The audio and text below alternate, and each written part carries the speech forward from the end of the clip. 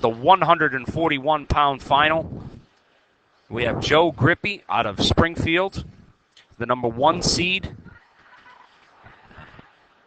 Ces Antista from Williams. He was the number 3 seed for this tournament. Grippi, a senior, out of Bedford Hills, New York. 3 matches so far in the tournament. A major decision in his first bout and decisions in his next 2, including a win over Nick Scotto of Wesleyan in the semifinals. He won 3-0. And Antista's had an impressive tournament so far. Won his first bout by a technical fall, second by a major decision, and then had a close 1-0 win over Dominic Gaccialone from Ithaca. Yeah, I watched that semifinals match, and no takedown in the first period. And Antista got an escape. And surprisingly, the Ithaca, the Cortland kid, chose neutral in the third period. And Antista was able to hold off and hold on and win that 1-0 decision.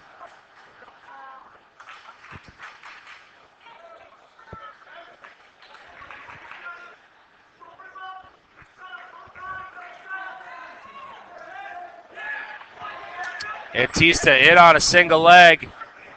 He's to his feet looking to finish, but Grippi with a nice whizzer attempt there. Antista trying to turn the knee out. Grippi still tight on that whizzer. It's actually a lot looser thing. Grippi trying to get to the far leg. Grippi keeps that far leg far enough away. He doesn't have it yet. That leg isn't secured. Nice job by the referee to hold his call there. Antista still trying to get to that far leg. Grippi able to keep it away so far. He gets to it now, but again he kicks the ankle away. A great battle here on the edge of the mat. Nice job by Joe Grippi to keep himself away. He's able to clear his leg and go all the way out of bounds with no takedown. Really good defense there, not allowing Antista to get that ankle, control it for the 2 points.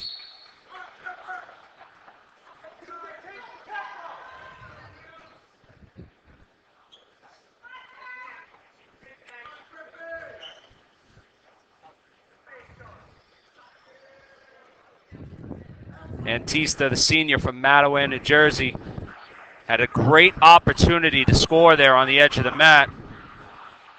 But Grippi, knowing exactly what he needed to do to not get scored on, did everything he could to keep his far leg away until he was able to work himself out of bounds. Short time left here in the first period. Both wrestlers again content. They look like they're ready to go to the second tied up.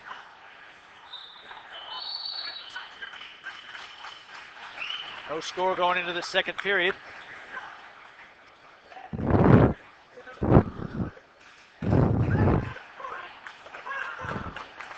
Grippi gets the choice after Antista defers, and he's going to go on bottom.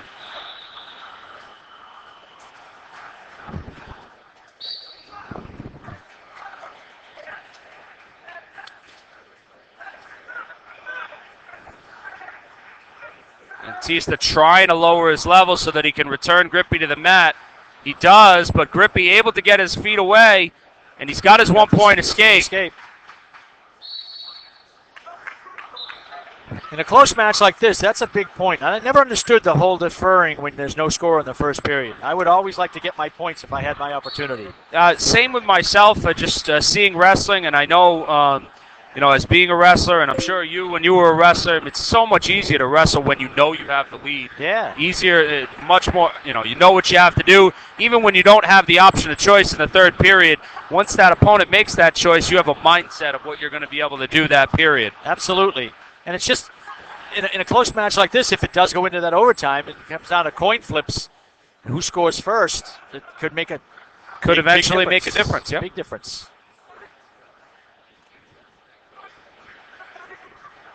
And to your point, I just think it's easier to wrestle from the lead. You can change your strategy a little bit. In on a shot, deep, but they head out of bounds again.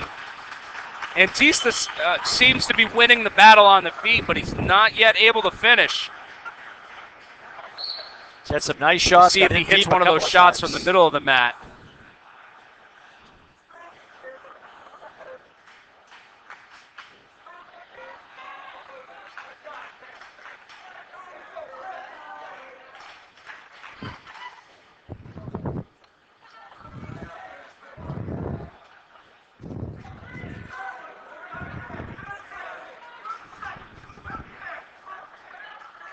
Not a lot of action right now.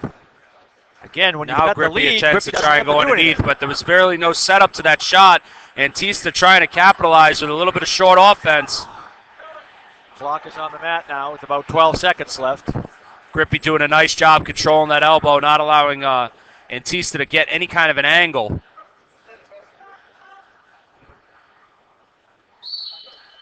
And now Antista will go on bottom for the third period. Try and get out quickly to tie this match up.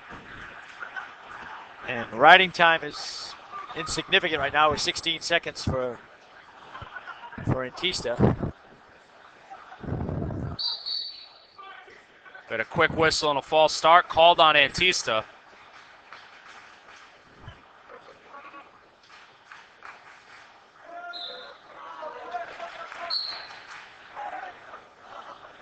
Grippi riding in a spiral scenario, trying to keep pressure on that front shoulder, keep Antista from coming to his feet, but he does.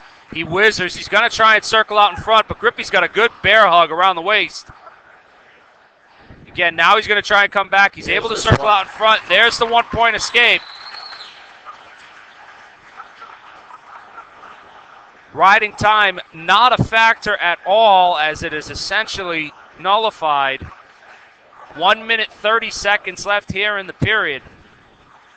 Good high crotch attempt by Antista and a good reshot by Grippi. He's trying to turn the corner, but Antista able to keep that left arm up. Did a good job coming back to his feet.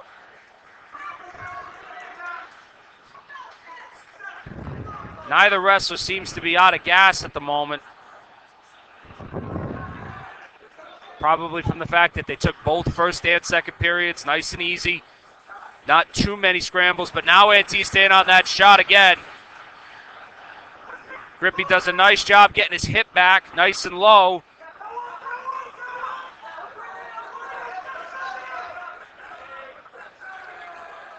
It's like Antista's just hanging on right now. Yeah, he's got to be careful because he's in a tough position here.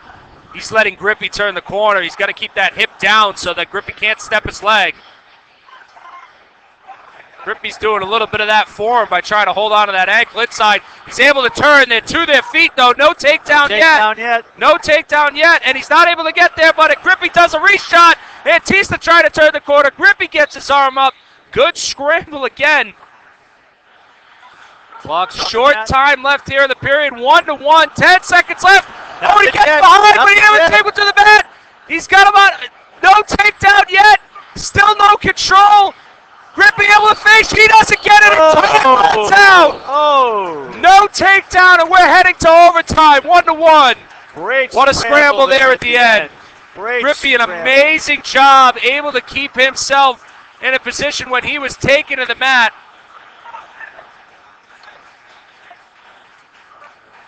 Referees they're conferring to make sure that the time was out.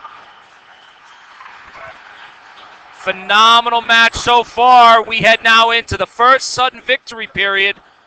This period will be 1 minute long. The first person to score a point will win the match. We're going to keep the time up on the board for you just so that we can get a good idea where they are. Grippi again in on a single. Swing and a miss. Antista trying to turn the corner, and we're back to the same scenario we were just in. Antista reduces to the leg. Almost tried to come out back door, but Grippi in a good position again. Good weight and pressure on his head. Able to knock Antista to his hip. Antista now holding on for dear life. Looking for a stalemate here. Great defense by Grippi. And a quick stalemate called again. 19 seconds left in the first sudden victory period.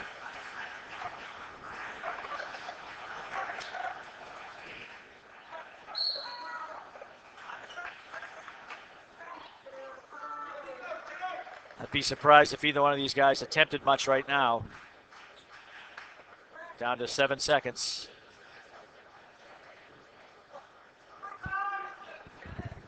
Two seconds left. Both guys are now going to go into the first of two alternating tiebreaker periods. These periods are wrestled to completion, 30 seconds apiece.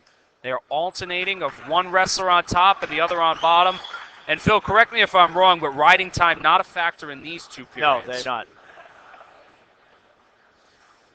So Antista is down this first period. And like you said, they'll wrestle the full 30 no matter what happens, unless somebody gets pinned. So even though you can see the riding time clock advancing on our board, the only time that the riding time matters is when we get to the second set of these. If we get to the second set of these. Grippi doing a nice job, able to hold on. 8 seconds left. He's doing a great job of riding here, and a quick stalemate with 5 seconds left. So right now, Grippi's kind of in control. Gives Antista that 5 seconds to hit some kind of big flash move, maybe go for a Granby roll. If he's not able to get out, he will have to hold Grippi down the entire 30 seconds. Grippi just reduces to that leg. Nice and smart there. So now Grippi, if Grippi escapes, they'll continue to wrestle, but that could be the difference in the match. Correct. Again, this period wrestled his entire 30 seconds. If Grippi escapes, Antista will still have the opportunity to get a takedown. He reduces to a single, gets to a leg, and he'll get a quick stalemate again. I kind of like that call. I know it's quick. I know people want to get the opportunity, but you know, I think he's giving Grippi a better opportunity to get an escape than if he leaves him down there. Yeah, they'll make these calls quick because it's not stalling when you reduce to the leg in these overtime periods.